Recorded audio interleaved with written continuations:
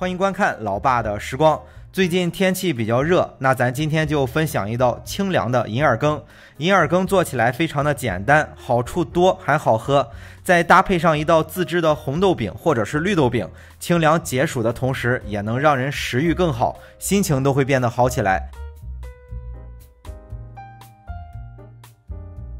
首先咱们先来煮银耳羹，大概是1克的银耳要配150克的水，20克的银耳就能煮满满的一大锅，够全家人喝1天的了。再放点大枣和枸杞，想吃甜的可以再放点冰糖，这些就根据自己的喜好随便放了。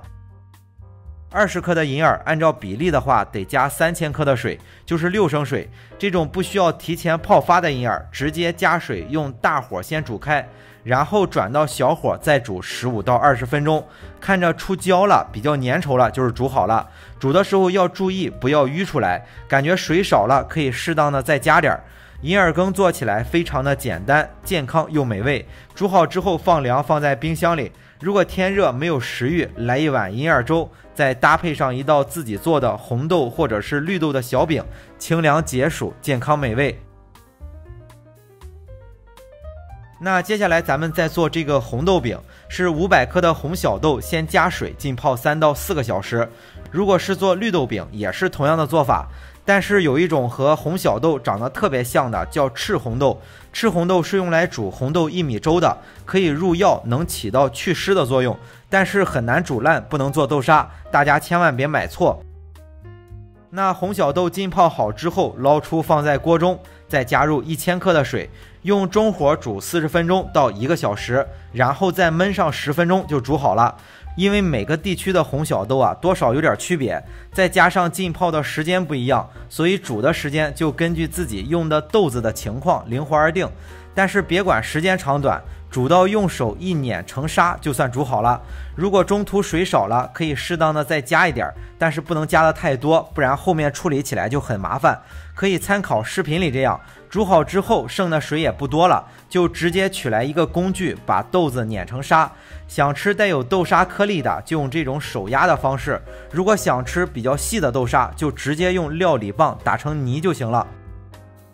碾压成豆沙之后，最好再把豆沙炒一下，是锅中加入50克的玉米油，就是用味道比较淡的油，防止盖住豆沙的味道。可以根据自己的口味加入适量的糖，吃起来只有微微的一点甜，想吃更甜的可以再加入50克。如果不想炒豆沙也可以，但是现在天气比较热，最多保质期2天，这样炒一下保质期能增加到7天吧。如果和视频里这样喜欢吃这种比较粗的豆沙，也不要剩太多完整的豆子在里面，因为完整的豆子油很难炒进去，即使被油炒过了也容易变质，还是尽量的把豆子都压碎。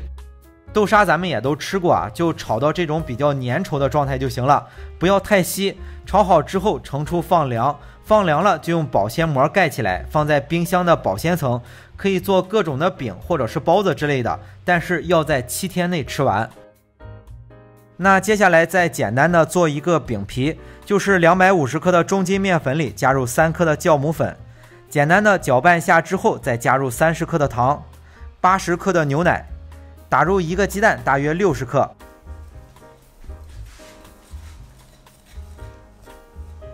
搅拌成絮状之后，再加入30克的黄油，揉成一个光滑的面团就行了。咱做这个小饼为啥用发面是因为夏天本来就食欲不好，尤其是老人和小朋友，这样用发面来做更容易消化。这么好吃的糕点肯定都会多吃一点，吃完了好消化，身体也不难受。那和成一个光滑的面团之后，就放回到和面盆中盖起来，直接醒发了。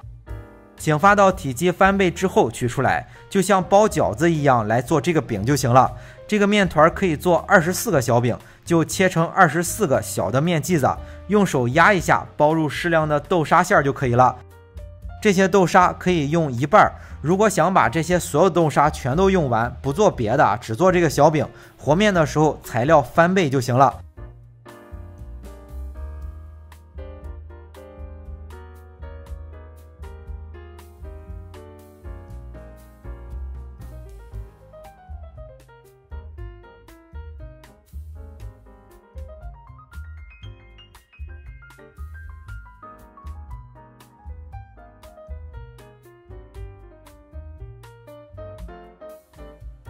包好之后再撒点面粉，可以找一个直径5厘米左右的模具按压一下，这样一会儿烙出来会更好看。没有的话就找一个塑料瓶子剪一个。全部做好之后就放在预热好的电饼铛里，家用的电饼铛功率也都差不多，就用中火来烙，12分钟左右就烙好了，中途记得翻翻面。烙好之后盛出放凉，放凉之后可以放在冰箱里，想吃的时候再搭配上一碗银耳粥，这样清凉解暑又开胃。好了，为了方便大家去记视频中所需要的材料，视频下方的备注栏或留言区有文字版的配料，有问题可以在留言区留言。大家如果喜欢老爸做的美食，记得帮忙关注点个赞，谢谢大家。那今天的这期美食到这里也就结束了，也祝大家生活愉快。